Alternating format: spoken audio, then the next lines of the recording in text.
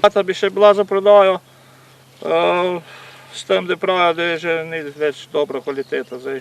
Takšna je zgodba 3 kmetov, ki smo jih z našo kamero obiskali danes zjutraj. Pa ne le njih, ampak tudi ostalih. Ker solate niso mogli prodati, zdaj pa ni več primerna, so jo ali jo še bodo uničili. To je šlo tam cirka 10 do 10 ton je šlo v nič. Kaj to pomeni v denarju? Koliko ste s tem izgubili? To je bila salata, prva je tam 60 centov, to je 10 ton, to je 6000 evrov. V tem trenutku sem uničil nekje 6 ton je že uničene, nekje 15 ton pa še čaka.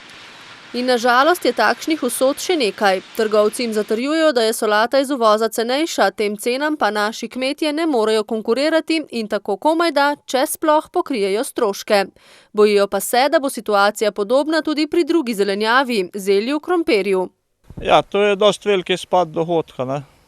Zdaj, če bo šlo tako naprej, ne vem, bolj razmišljamo o zmanjševanju proizvodnje namesto povečevanja. Boste naslednje leto še sadili toliko solate?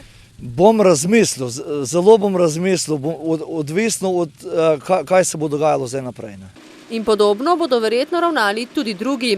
To namreč ni le zgodba letošnjega, ampak se ponavlja že več let. In nekaj časa lahko vztrajaš, a če ne gre, pravijo sogovorniki. Posredi so namreč tudi velika finančna vlaganja.